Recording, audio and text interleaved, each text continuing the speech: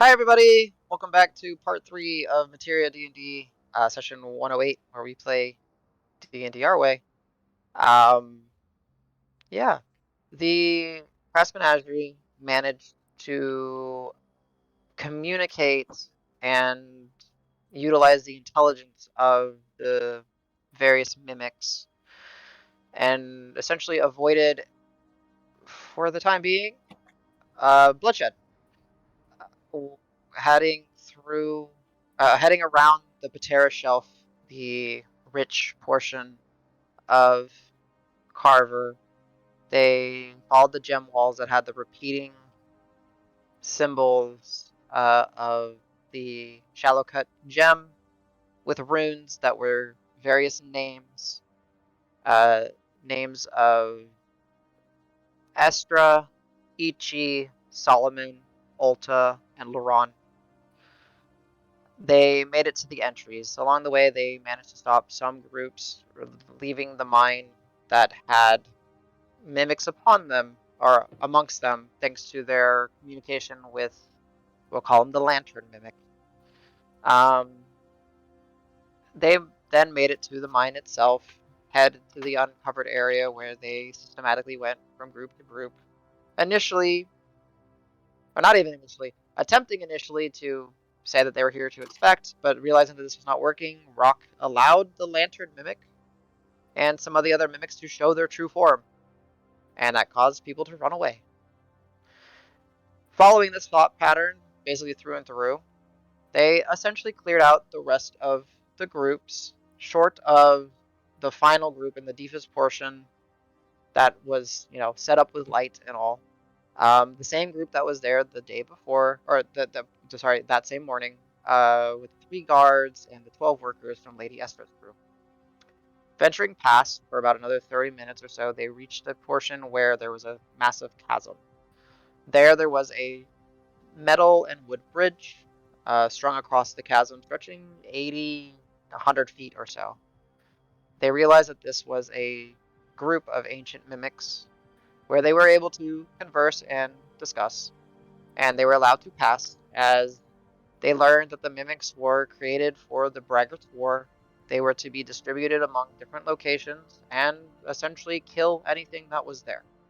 They were created by a war council of sorts for that purpose. However, here they have been repurposed in Carver based on the contract as they recall crashing from the sky somehow. Um, and they have a war against the Greed Rot Grayskins, or whatever we want to call them. Miners and individuals that have lost their way to the incessant greed and digging, trying to find the riches of the Snoring Mountain, and somehow over time have been changed by the mountain if they had survived. According to the Greed Rot, there is a large population, and that down here, and according to the mimics, there's a large population of Greed Rot, and apparently the menagerie has decided to venture off into the Greed Rot territory. Traveling for a few hours, they've marking their path with some chalk, uh, illuminated only by 2 light spells, one by Rock and one by Sej.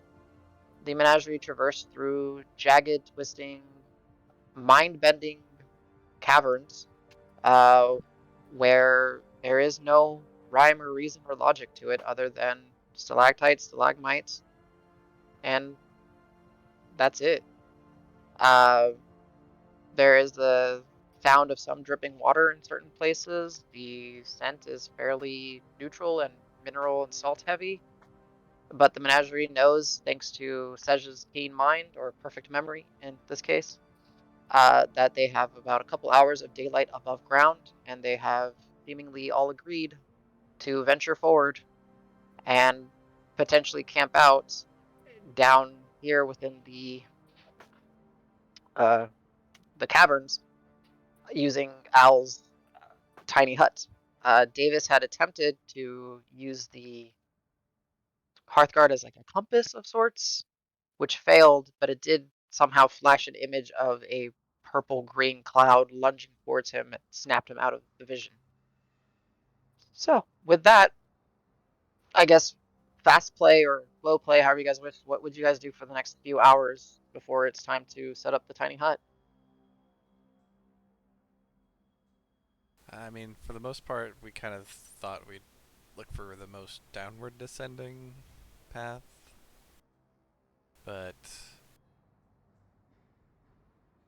yeah, Danny is trying to think of like the implications of that purple green cloud and not really coming up with anything. Davis is probably somewhat preoccupied by it as well.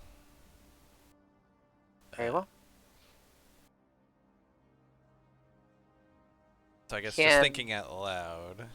mhm, go for it. So clearly, purple green cloud makes us think of what brought the mimics here,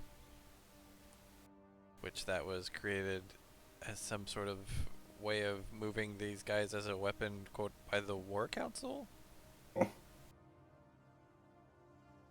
But then it was coming for me? Was it coming for you, or was it coming for Hearthguard?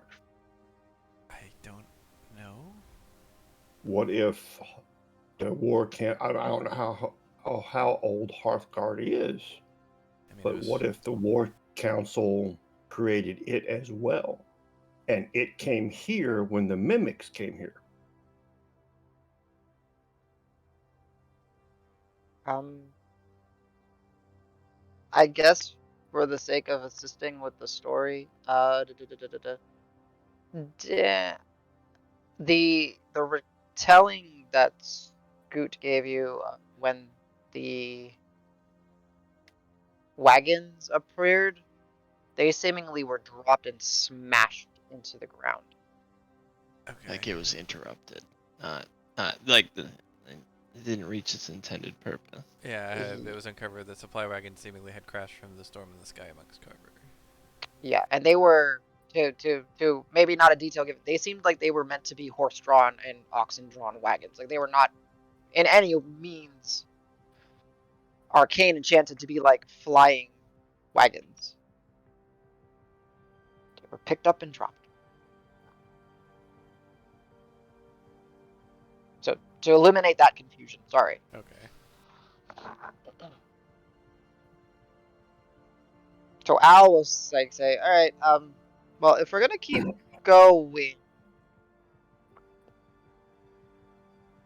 we're going down. Do we want to just drop down? Do we want to set up some ropes and start climbing down? Because didn't some of us get I got a kit. I think you did. climbers kits Someone and else did. extra rope? Because he's like stepping over, like kind of near one of the ledges. He's like, I mean, that looks like it's 60 or so feet down. It's a whole other portion. Well, you want me to check it out real quick? I can bamf down there. Hey, that's a go for it. Okay, I'm gonna kind of look at it and try to look and see if I can determine a good footing that's not going to be too treacherous as far as what I can tell. Sure. And then I'll bamf down there. Okay. Slipping through the shadows, you appear, you know, let's call it 60 feet below. Um, Seemingly the same kind of, jagged, untouched, uncarved, naturally formed caverns. Uh, it's quiet, Does it seem colder or warmer or the same? same. And that's not that Okay. big of a descent difference. Well, I don't want to. Well, I can do this as much as I want, so I'll bamf back up, Okay. and then I'll say, yeah, I'll explain what I saw down there. There would have been basically from what you could see with your dark vision, as dark vision still predicates that there is some light source, just allowing you to take advantage of it. Um, what you can see, like the 60 or so feet beyond, is that yeah, the caverns continue to wind and twist. There are portions where it's just a solid wall of like dripping minerals and it's blocked off, but looks to be that there you can go pretty much anywhere. Hey, just for fun and to test something, I'm gonna drop Hearthguard and then resummon it, and also kind of keep an eye out for the constellations. Make sure they look the same as usual. Well, the pseudo Yeah, yeah. constellation. The pseudo constellations. And Yeah. see if any other You. shit happens if I get another vision or anything. Yeah, sure. So you drop it. It does the lava melting shortly after, and it's the scorpion's tail with the. Now that you actually know the Yeah, I can kind constellation. of like, oh yeah. Yeah, but it's weird because they're like meshed together in this. Nope, nothing different. Well, it's worth a shot. Just for fun, fuck it, armor bag of this just to see. Fire or absolutely fire. Which I know doesn't really give off light, but I'm gonna say it gives off some light. I know, yeah, it gives off like, flavor light, right? Um,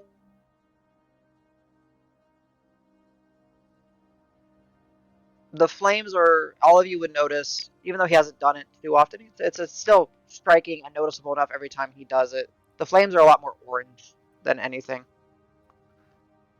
That's about it.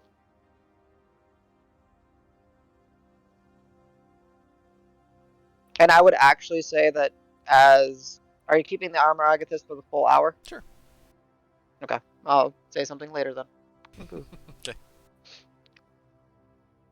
Well, I'm gonna go back to the edge, bamf Okay. down, and kind of set up a perimeter. If I have to, I can light a torch and kind of put it behind me towards the edge, and I stand on the other side of it, so I can kind of like I'm kind of backlit by it, so I can see further out into the cavern while everybody else gets ready to come down. Okay. Do you guys want to see in the cavern? Because I can really. No, we're good. We're good. Okay, fine. We're I good. said, don't fuck this up for me. Just a little light is all right. And this is just so you guys can see exactly where you're coming down. I'm good. I just jump. Oh yeah, you can. And yeah, I'm not gonna make you roll to not like step on something sharp. It's fine. Just out of pure desperation, I'm gonna find one of those orange hairs out of me and just like pluck it out and hold it out in front of me and be like, where do I go?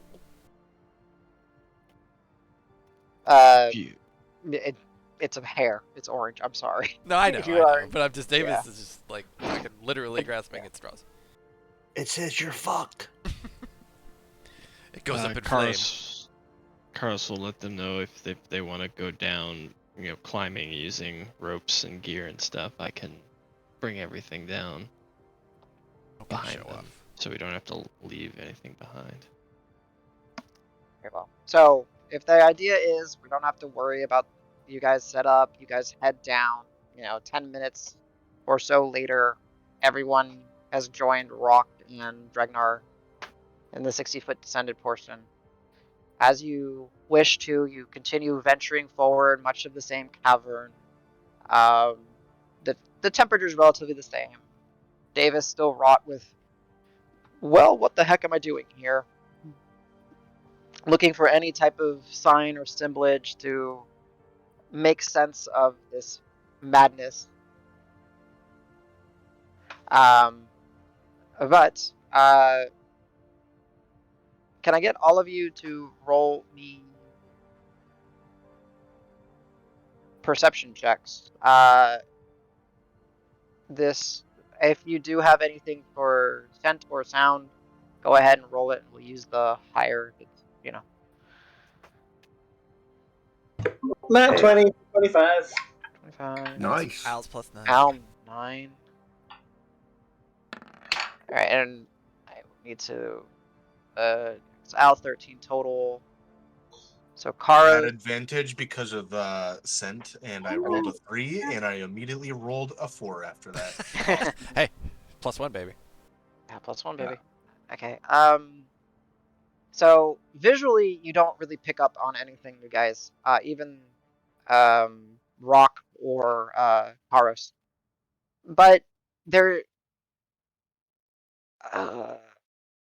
But Sej, as you're walking you unintentionally step in something, and it's like goopy. And as you steps, that's really when it starts to affront the Karos and Rock's senses, and it smells of rot and musk and manure, and it's this awful little package of gunk. And as you kind of shine the light, it is this off black, fuzzy, gross, just blob. Not sentient, not like moving, but he just like stepped in something and it just really like spread this smell. And just, and it's like Good all Lord, up. Davis. I mean, when you gotta go, you gotta go. I'm gonna continually do little gusts of air around my face. Yeah, Just try yeah, to like give myself some fresh air. gotcha.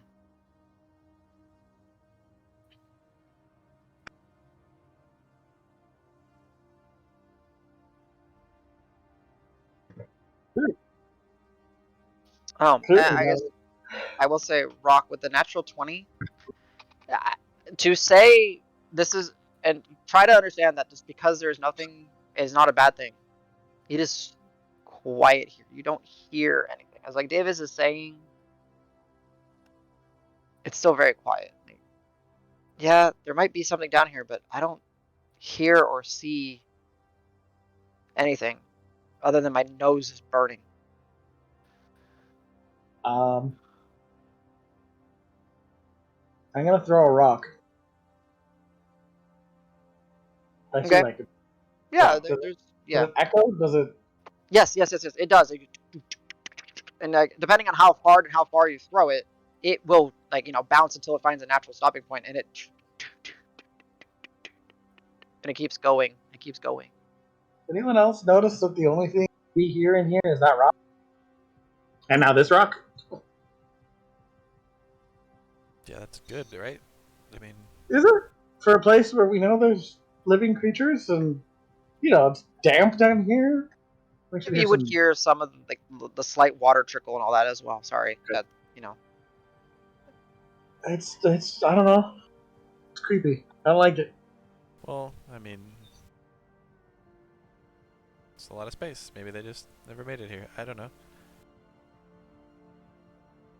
Adam, when Rock says that, I'm going to actually stop and start concentrating, because if we're in a cavern, there's like, other than dripping water, I should hear like Rock's things shaking that's on his shell, or the armor moving, or a sword slit. Yeah. You'd hear my armor for fucking sure. Yeah, for sure. You hear. Okay, so there is no you're not walking through unnatural silence. I would say. Okay. You still hear everything. It's just That's it. this place is not disturbed as far as you can tell, and it is quiet. But something had to leave this gunk behind, whatever it was that stepped in. I just want to make sure we weren't like Yeah. traveling around in something that was hindering noise or something like that. Understood. Nobody has a soapstone thing. Soapstone? Nope. This is Owls. disgusting. Al will tell you lift your foot, and he starts to kind of prestidigitate some of it. He's like, "Oh, this stuff is sticky." Ugh. Oh God! Please don't. Yeah, it is honestly. It is if you could imagine some Like stepping in some ogres. yeah, it's That's not pretty. I've done that. Yeah. it's gross. But you guys do progress and head further until you find, as you kind of get the sense this is probably the best time to rest if we were kind of traveling with above ground timing. Al will look to the group and say, "Dome it up." Yes, Do your it's thing. the sun would be going down. I feel about now. Oh yeah, you have connection or something. You would know, right? Just kind of attuned to the timing of it all, but yeah, That's cool. maybe. That's cool. I like that ability, especially now that you're telling me the sun's going down. And Later, Surya. yeah, and Al will Get outta here. basically start going. We always seem to end up in a cavern. You know, they're coming up with some diddly tune. Why is it always in the dark? And you just see like, you know, his I'll be notes like, keep it start to down, keep it down. manifest and swirl, and they start to take on the form and the appearance of the craggy, sharp stalactites and mineral drips. And you think, well, I'm stuck in here. You guys do whatever. What do you think the mimic meant by the poison changed them? Yeah, I was worried about that, but Oh God, Karos is going to change. For the better, I hope. Well, I will say before I meditate, guys, I do remember one of the tenets. is it the one you pasted? Yeah, they heed the call and are given clarity by visions on sweeping chilled currents from beyond, as far below caverns echo to the unsteady rhythm of a beating heart. Do you think that could apply here? Because didn't we're looking for the heart of the mountain? Well, and Sounds like it lines up to me. I'm not too superstitious, though. I believe I mentioned it to you guys, but in the dreams it seems like there is some beast or something that was beckoning. You know, whether it's just through the subtle plane that's they're communicating, or it's a real beast here that's somehow communicating. You know, and just a reminder, Adam, I'm assuming my armor of Agathis would have dropped by now, and I think you said there Yeah. was something that was maybe going to happen. Oh, right. So as you guys are all within the bubble kind of resting, you notice and we're gonna probably call it here very soon. Um, almost all of Davis's hair is orange now. Oh shit! Was that like a drastic change from casting it, from the time of casting to now? Maybe, Okay. yeah. Well, obviously I wouldn't notice, but Yeah, you wouldn't notice, but it was like he had, you know, maybe it filled out a little bit, but now as you guys are under here and you're seeing the light, and you I'm a haven't really noticed ginger. it too much. Yeah, it's pretty damn orange. What And the hell I, does that mean? yeah, We'll find I- out next time. yeah. And I Secretly a guess, pumpkin. unless if you guys have anything real quick, we'll probably call it here. Is it because you're getting closer to the heart of the mountain? Is what? Why your hair's turning Actually, orange? I'm gonna I point at your head, just I'll kind of. pull it in front of my eyes. It's long enough that I can see my eyes. Like, yeah, what you'll see, and it's just like, the fuck? It I wasn't. mean, it's happening quite fast at this point, I think. I mean, I- I assume that's good. I don't know. Oh. I don't like the color, but at least it's a sign. A good sign, I don't know. What if Davis stabbed himself in the heart with that'll solve Let's not try. No. I mean, we can heal you. Isn't the prophecy something about a heart? It's hearth, Okay. not heart. Hearth. Oh, hearth. I thought it was Okay, heart. Davis, he wants to save the mimics, but he wants to stab you in the heart. Yeah, wait. Rock, I thought you were the one that wanted to get stabbed. You were asking Dregnar to stab you the other day. What? When? Where? Why? When we were in the choke. You're like, hey, Dregnar, you want to stab me? Well, there was a purpose to that. Yours isn't a prophecy, isn't there a prophecy? I just swear I remember prophecies. Something about a He's heart. changing prophecies on you, Davis. Watch out. No. Someone says, "Ozest pay." yeah, right. Exactly. I will say this, just for the sake of leaving onto something, so you guys can mull it over. Or mull it over. Yeah, what did I say? Maul, I thought. Maul. Ow. I haven't. That's ready. We're gonna get it. Sorry, I haven't said maul. Rabble. You guys set up your watches. You do as you do, staying within the tent, or yeah, within the tiny huts. At one point, as Davis was saying, maybe if he sleeps, he'll get a dream. Yes, obviously, there's a dream when you are in the place you are kind of sort of meant to be. So Davis, as you do find your sleep, and all your friends are resting, minus the ones that are on watch, whatever the hour is, it really doesn't matter for this. The general temperature within the tent is going to rise to a point where it becomes uncomfortable, to where the rest of you start to wake up. And Davis is burning up. Like, he's not like on fire, but he is sweating and burning. And Davis, in your dream, you don't know what is going on, but from your perspective, there is the vision is constantly being thrashed around. There is some sort of conflict going in, and you are one perspective of this conflict. And you are engaged with this cloud that every time like there's a flicker of flame from your vision, there's a silhouette of something in there that is akin to a serpent or sorts. And you are engaged in this conflict with this purple green cloud that within it is another entity, and it is coming for something that you have. But you're not you, you're this other entity fighting back in this vision or in this dream. And it is intense, and it is exhausting, and it is to the point where when you wake up, it's rough. Like, you are drenched with sweat. Your friends, as they kind of start to wake up from the discomfort of it, like, you've increased the temperature in this bubble to the point where everyone is sweating. And that's where we'll leave off. Because that's a